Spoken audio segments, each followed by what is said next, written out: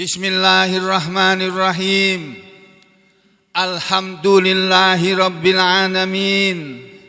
Wassalatu wassalamu ala rasulillahi wa ala alihi thahirina ajma'in. Amma ba'du ayuhan nas, ittaqullaha mastata'tum wasma'u wa ati'u la'allakum turhamun. Para muslimin rahimakumullah, kalau kemarin kita mempelajari ayat yang ke-70 dari surah Yunus, ya betul ya, ayat yang ke-70 dari surah Yunus yang isinya atau bunyi ayatnya, kata Allah, A'udzu billahi minasyaitonir rajim. Mata'un fid dunya, itulah kehidupan kesenangan di dunia. Jadi kata Allah, orang-orang yang kafir kepada Allah itu, orang-orang yang menuhankan Tuhan-Tuhan lain selain Allah itu, mereka hidup bahagia kelihatannya di dunia. Hartanya banyak, apa yang mereka mau terwujud, duitnya gak ada serinya, saking banyaknya, ratusan triliun mungkin atau ribuan triliun sekalipun, atau mereka memiliki semua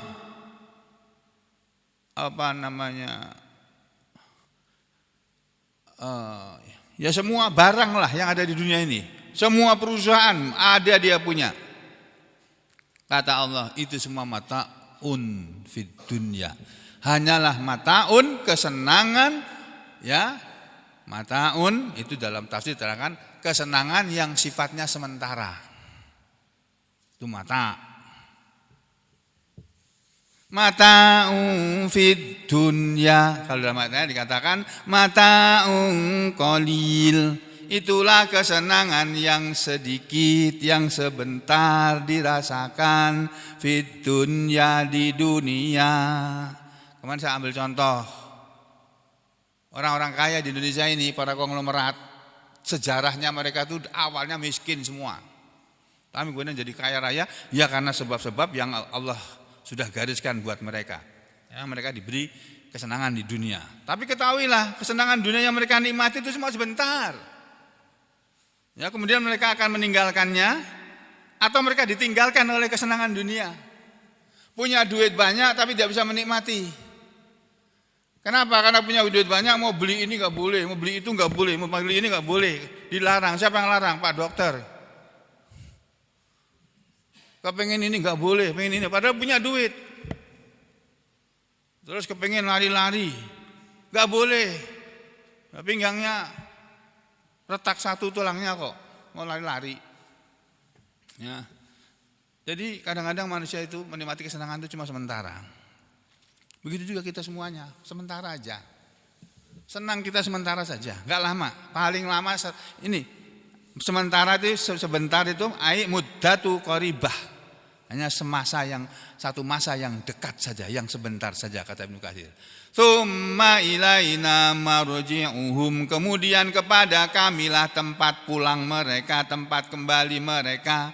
Semua orang-orang kafir, orang musyrik, ya, penyembah-penyembah berhala dan lain-lain itu, nanti kalau kembali bukan kepada berhala, bukan kepada Isa Al-Masih, bukan kepada Uzair, bukan kepada Siddhartha Buddha Gautama, enggak, bukan kepada para dewa, enggak, kembalinya kepada Allah. Itu kapan kembalinya? Yaitu yaumal kiamah, di hari kiamat nanti.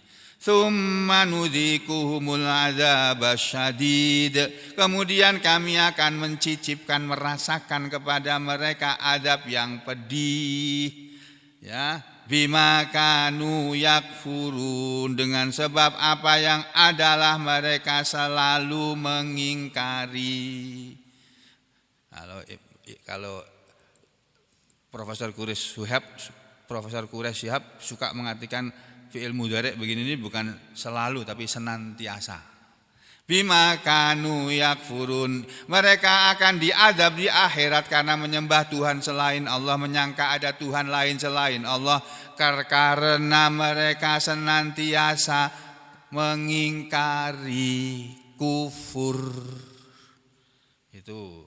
Nah, kata Ibnu Katsir bisa babi kufrihim wa iftiraihim wa kadbihim 'ala Allah. Karena sebabnya adalah karena kekafiran mereka disiksa, dan karena perbuatan mereka mengada-ngada dan kebohongan mereka terhadap Allah, karena mengatakan Allah punya anak padahal Allah enggak punya anak. Kalau punya anak siapa namanya? Siapa yang kasih nama? Tasmiyahnya kapan? Ya. Itu. Fima da'auhu minal ifki wazur. Di dalam apa yang mereka mendakwakannya berupa kebohongan dan kedustaan.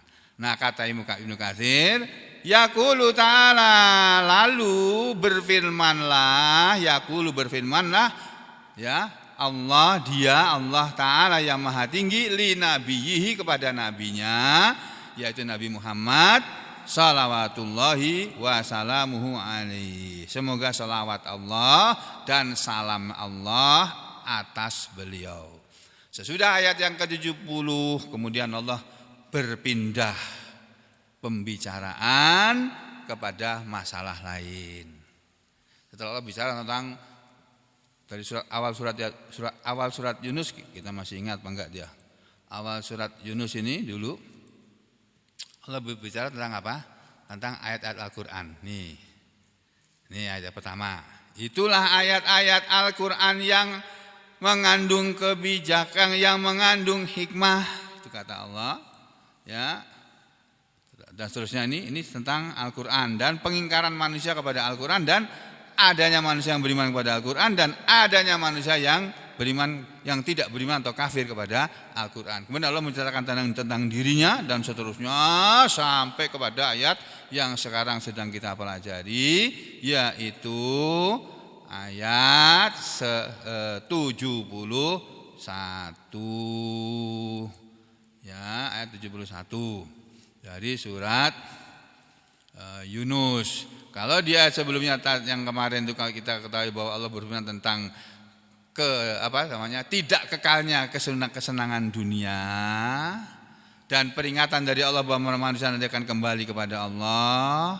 Kalau sudah kembali kepada Allah, dia tidak membawa apapun, bila malin, kata Ibnu Katsir, tanpa membawa hartanya, wala syai'a, dan tidak membawa sesuatu apapun. Tsumma nudzikuhumul adzaba syadida bima kanu yakfurun. Nah, Allah memperingatkan manusia, awas ya, hei manusia yang masih menyembah Tuhan selain Allah, kalau kalian nanti mati pulang kepada Allah, kalian akan diazab oleh Allah dengan azab yang pedih. Itu karena kekafiran mereka, bukan karena kejamnya Allah kepada manusia. Lalu pada ayat berikutnya Allah berbicara masalah lain. Nah, ini Allah mengajari secara tidak langsung melalui Al-Qur'an pelajaran tentang belajar dan mengajar yang biasanya dipakai oleh para guru-guru. Guru-guru itu kalau melihat murid-muridnya lagi pada ngantuk, ganti topik. Jam sebentar, gurunya udah, siapa yang lagi ngantuk ya? Kalau guru melempar kapur. Zaman aku dulu. Kalau sekarang sampai dilempar kapur, sarik sampean. Ya, dan tidak pantas. Tapi guru zaman saya masih SD SMP, kalau ada murid yang ngobrol ketika gurunya sedang menerangkan, yang melayang bukan hanya kapur, Pak, penghapus. Dilemparkan ke orang yang pada ngomong gedublak gitu. Ya, namanya orang sedang bicara kan harusnya didengarkan. Kita kan senang kalau kita ngomong, orang mendengarkan omongan kita kan kita senang. Kita ngomongin anak kita dengarkan kita senang. Kita ngomong anak kita lari, marah kita. Ya gitu gambarannya. Ya, apalagi kalau Allah yang ngomong. Nah, ini ayat Allah ini. Allah bercerita hal lain pada ayat 71. A'udzu billahi minasyaitonir rajim. Watlu alaihim naba'a Nuh إذ قال لقومه يا قوم إن كان كبر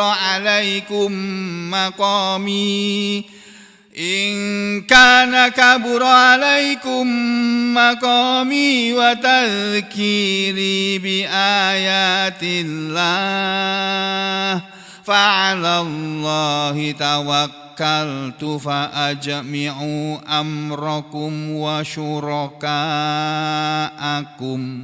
ثم لا يكن أمركم عليكم غمة ثم قضوا إلي ولا تنذرون. Nih, ayat 71 dari surat Yunus. Allah berfirman kepada Nabi kita Nabi Muhammad SAW. Watlu dan bacakanlah wahai Rasul, wahai Muhammad, wahai Nabi Muhammad, alaihim atas mereka, kepada mereka. Dan bacakanlah kepada mereka wahai Rasulullah apa yang Allah perintahkan kepada Nabi Muhammad SAW untuk dibacakan kepada mereka orang-orang kafir Mekah pada waktu itu, orang-orang kafir Quraisy, orang-orang musyrik Mekah penyembah berhala. Bacakan kepada mereka baik dari kalangan orang kafir penyembah berhala, dari kalangan orang musyrik Mekah atau Yahudi atau Nasrani. Bacakan kepada mereka naba Nuh, berita Nabi Nuh, berita atau cerita tentang Nabi Nuh. Ketika qala dia Nabi Nuh berkata liqaumihi kepada kaumnya, ya qaumi wahai kaumku, ingkana jika adalah, apabila adalah, kabura alaikum merasa besar, merasa berat atas kalian, maqami kedudukanku, tinggalku, berdiamku. Kalau kalian merasa keberatan dengan berdiamku di sini, di negerimu, di negeri kita bersama ini, merasa keberatan terhadap kedudukanku atau berdirinya aku di sini, wa tadzkiri, dan jika kalian merasa berat terhadap peringatanku, bi ayatillah, dengan ayat-ayat Allah. Kalau kalian merasa keberatan dengan keberadaanku di hadapan kalian dan merasa keberatan dengan peringatan yang aku sampaikan, padahal peringatanku ini peringatanku ini adalah dengan ayat-ayat Allah. Kalau kalian merasa keberatan diberi peringatan dengan ayat-ayat Allah, merasa keberatan dengan keberadaanku di hadapan kalian, fa'alallahi tawakkaltu, fa'alallahi maka atas Allah lah, maka terhadap Allah lah, tawakkaltu atau maka kepada Allah lah, tawakkaltu aku bertawakal. Jadi aku bertawakal kepada Allah, menyerahkan diriku kepada Allah sudah.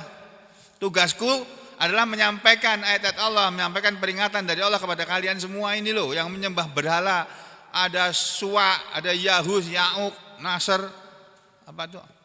Ya'uq, apa? Di surat Nuh itu loh, 5 berhala zaman Nabi Nuh, apa aja tuh? Apa? Yahus, Ya'uq, terus Nasr, terus ada 2 lagi. Wih, lali kabeh. Lupa semua. Ini surat Nuh ini loh. Surat 71. Ayat 11 itu ya. Ayat berapa, Mas? Oh, 23 ya. Nah, ini loh. Ini loh, kaumnya Nabi Nuh ini. Wa qalu la tadarunna alihatakum. Wa qalu, dan mereka telah berkata, mereka pembesar-pembesarnya kaumnya Nabi Nuh ini, para pembesar-pembesar, para orang-orang kaya, para pejabat-pejabatnya. Berkata kepada siapa? Kepada siapa? Lisuflati, kepada orang-orang rendahan, pada rakyat jelata. Para penguasanya yang di bawah pimpinan raja mereka, penguasa mereka berkata, wa qalu, dan mereka telah berkata, la tadharunna alihatakum, janganlah benar-benar kalian meninggalkan Tuhan-Tuhan kalian, wala tadharunna, dan janganlah benar-benar kalian meninggalkan Tuhan kalian yang 5 itu, yaitu Wadda, Tuhan yang bernama Wad, wala Suwa'a, dan Tuhan kalian yang bernama Suwa', wala Yahutha, dan Tuhan kalian, jangan pula Tuhan kalian yang bernama Yahuth, wa Ya'uq, dan Tuhan kalian yang bernama Ya'uq, wa Nasra, dan jangan pula Tuhan kalian yang bernama Nasr. Di zaman Nabi Nuh sudah ada 5 berhala, berhala besar, panca berhala, bukan Pancasila. Padahal meh padha wae jane kuwi. Hampir sama aja. Hampir itu berarti tidak sama, hampir. Jadi Pancasila juga bisa jadi berhala kalau kita memberhalakannya. Nah, kita tidak disuruh untuk memberhalakan apapun. Jadi Pancasila adalah dasar negara Republik Indonesia, dipakai dalam urusan bernegara, bukan dipakai dalam urusan beragama. Kalau dalam urusan beragama yang diperintahkan dalam ajaran Islam adalah menjalankan hidup sesuai dengan ajaran agama Islam, yang dasar dari ajaran agama Islam adalah Al-Quran dan Al-Hadis, bukan omongan ustadz, bukan omongan para kiai, bukan omongan para habaib, dan bukan pula omongan para tuan-tuan guru, tapi omongan Allah dan Rasul-Rasul Allah. Itu yang harus dijadikan pegangan. Ini zaman dahulu nih. Nah, kembali ke sini ya. Jadi Nabi Nuh dulu berkata kepada kaumnya, hai kaumku, kalau kalian merasa keberatan terhadap kedudukanku dan peringatanku dengan ayat-ayat Allah, maka kepada Allah lah aku bertawakal. Fa'ajmi'u amrokum, maka berijmaklah kalian akan amrokum, urusan kalian, maka kumpulkanlah urusan kalian. Berkumpullah kalian untuk mengambil keputusan bersama terhadap aku, kata Nabi Nuh. Wa syuraka'akum, dan kumpulkanlah juga berhala-berhala kalian yang enggak bisa ngomong itu. Kalian kumpulkan semua berhala-berhala kalian bersama kalian semuanya, silakan berkumpul, ijma, mengadakan ijma. Apa namanya? Musyawarah atau apa namanya? Munas itu. Musyawarah nasional atau apa, terserah kamu, kumpulkan semuanya. Terus summa lam yakun amrukum alaikum hummah, kata Nabi Nuh pada kaumnya.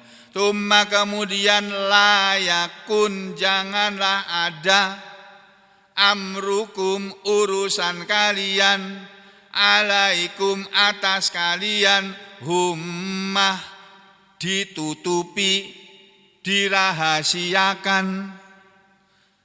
Kalian ambil keputusan, silakan rapat, seluruh kalian, seluruh sebangsa setanah air, kaumnya Nabi Nuh itu, silakan kalian berkumpul bersama dengan para sekutu-sekutu kalian, Tuhan-Tuhan yang kalian sembah selain Allah itu, kalian kumpulkan semuanya, ambil keputusan, mau bertindak apa kalian kepadaku, kata Nabi Nuh. Silakan kalian berkumpul, aku bertawakal kepada Allah. Kemudian kata Nabi Nuh, summa qdu ilai, kemudian uqdu, tunaikanlah, laksanakanlah keputusan bersama kalian untuk membinasakan aku, menyerangku, kata Nabi Nuh. Ya, tuh kemudian laksanakanlah ilayya kepadaku, wala dan janganlah tundiruni, kalian memberi tempo kepadaku. Coba kita lihat terjemahan Kementerian Agama RI apa mana ayat 71 ini. Ini. Watlu alaihim, dan bacakanlah kepada mereka wahai Muhammad naba Nuhin, berita penting tentang Nabi Nuh. Il qala liqaumihi, ketika dia Nabi Nuh berkata kepada kaumnya, ya qaumi, wahai kaumku, in kana kabura alaikum maqami, jika terasa berat bagimu aku tinggal bersamamu. Maqami diartikan aku tinggal bersamamu. Kalau kalian merasa keberatan aku tinggal di kampungmu di sini ini bersama kalian semua, merasa keberatan dengan keberadaanku bersama kalian semua tinggal di sini, wa tadzkiri bi ayatillah, dan jika kalian merasa berat dan jika terasa berat bagi kalian peringatan-peringatanku dengan ayat-ayat Allah, itu fa'alallahi tawakkaltu, maka kepada Allah aku bertawakal. Aku pasrah aja kepada Allah sudah. Kalian mau apakan aku silakan. Aku pasrah aja kepada Allah, udah aku diam aja pasrah kepada Allah. Itu Nabi Nuh pernah ngomong begitu loh. Saking jengkelnya mungkin barangkali Nabi Nuh itu. Nah, bayangkan Pak, Bu, 950 tahun lamanya Nabi Nuh itu siang malam tiap hari tiada henti bicara dengan terang-terangan, kadang-kadang bicara sembunyi-sembunyi, didatangi door to door, satu pintu rumah demi satu pintu rumah dimasuki, didakwai oleh Nabi Nuh. Semua penduduk negeri Nabi Nuh itu menolak, Masya Allah, termasuk istrinya Nabi Nuh dan anaknya juga menolak. Masya Allah. Jadi kalau sekarang ada anak kiai gak nurut sama bapaknya yang kiai, ada istri kiai yang gak nurut sama suaminya padahal suaminya kiai, itu mah kecil, cuma istri kiai. Istri Nabi aja ada kok yang gak nurut sama suaminya yang seorang Nabi kok. Anak Nabi aja ada gak nurut sama bapaknya padahal bapaknya adalah seorang Nabi kok. Kalau ada istri ustadz gak nurut sama ustadznya, ada anak ustadz gak nurut sama ustadznya, sama bapaknya padahal dia ustadz, itu kecil. Wah, istri Nabi mah anak Nabi aja ada kok yang gak nurut sama nabinya. Jadi kata Nabi Nuh, fatawakkaltu 'ala Allah.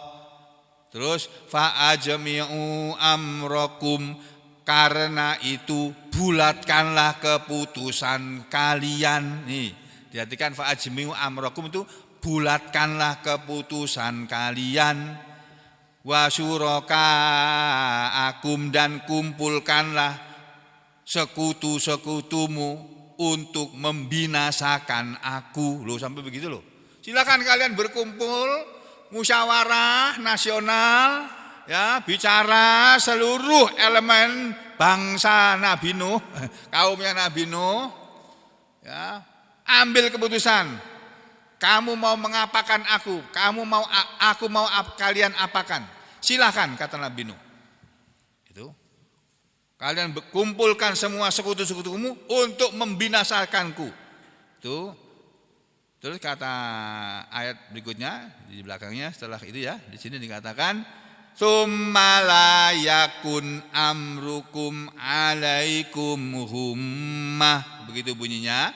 Yang terjemahannya di sini diartikan tsumma lam yakun, dan janganlah, ya, tsumma lam yakum alaikum hummah, dan janganlah ada keputusan kamu itu hummah, dirahasiakan. Diumumkan aja sudah. Besok kita akan datangi rumahnya Nuh, kita akan bunuh dia. Nah, gitu loh. Aku mendengar pidatonya Habib Rizik itu ngeri aku. Habib Rizik begitu bebas tanpa syarat lagi, pidato langsung. Kami akan buru pembunuh 5 laskar SPI itu sampai kemanapun. Kami nyatakan perang kepada mereka, para pembunuh tadi. Kalau mereka mau menghadapi kami, silahkan kumpulkan berapa pasukan yang akan kalian kumpulkan. Silahkan, berapa jumlahnya, di mana kita bertemu. Kami akan kumpulkan pasukan kami dan kami akan beradu dengan mereka. Tapi jangan bawa senjata. Tangan kosong lawan tangan kosong. Begitu ya Habib Rizik. Ngeri juga aku. Wih, Habib Rizik berani yang ngomong. Ternyata Nabi Nuh sudah pernah lebih dulu. Sebelum Habib Rizik ngomong, udah ada Nabi Nuh nih. Hai kaumku, kalau kalian merasa keberatan dengan keberadaanku di sini bersama kalian hidup selama 1000 tahun dan 950 tahun sudah aku nasihati, tapi tidak pernah ada satupun di antara kalian yang mendengarkan nasihatku. Udah kalian mau apakan aku, terserah. Kumpulkan semua, ambil keputusan bulat, kumpulkan seluruh sekutu-sekutu kamu dan laksanakanlah, dan untuk membinasakan aku, dan janganlah keputusan itu disembunyikan, terang-terangan, jangan usah disembunyikan. Tuh. Karena kalau kamu sembunyikan, aku pun akan tahu, karena aku akan beritahu oleh Allah, akan diberi wahyu oleh Allah. Ya, sumaqdu ilayya, kemudian bertindaklah terhadap diriku. Loh, sampai begitu ya? Ya ini tuh perpan yang ditiru oleh Habib Rizik ayat ini rupanya ini. Silakan datangkan berapa pasukan yang akan didatangkan, bawa ke sini. Para pembunuh laskar 5 laskar FPI itu berapa orang, silahkan datangkan ke sini. Akan kami hadapi mereka. Gitu ya Pak. Ya, Nabi Nuh pernah bilang begitu juga. Tsumaqdu ilayya, kemudian silahkan kalian bertindak terhadap diriku, wala tunziruni, dan janganlah kamu tunda lagi. Sekarang gitu. Enggak usah pakai besok-besok. Gitu, Masya Allah. Nah, Bapak-bapak, Ibu sekalian, ayat ini oleh para ulama dibahas sebagai berikut. Pembahasan para ulama kita mulai dengan apa kata Imam Al-Baghawi dan Imam Ibnu Katsir. Tapi waktunya sudah habis. Sudah jam 6. Dan saya sudah bicara kurang lebih 30 menit. Oleh karena itu, supaya berhentinya enak, ya kita akhiri sampai di sini dulu.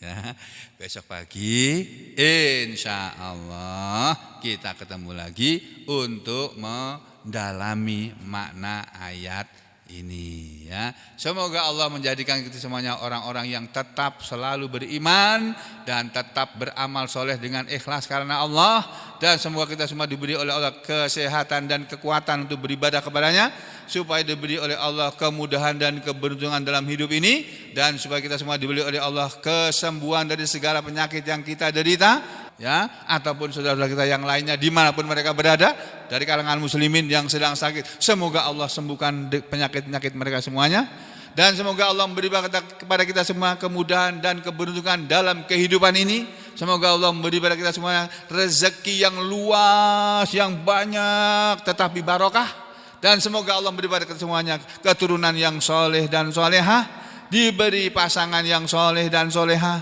dan semoga diharmoniskan rumah tangga kita masing-masing. Semoga Allah memberi pada kita semua juga ya istiqomah dalam menuntut ilmu ini dan dalam mengamalkannya, dan semoga Allah memberi pada kita semua husnul khatimah. Amin ya rabbal alamin. Wa aqulu qouli hadza astaghfirullah li wa lakum.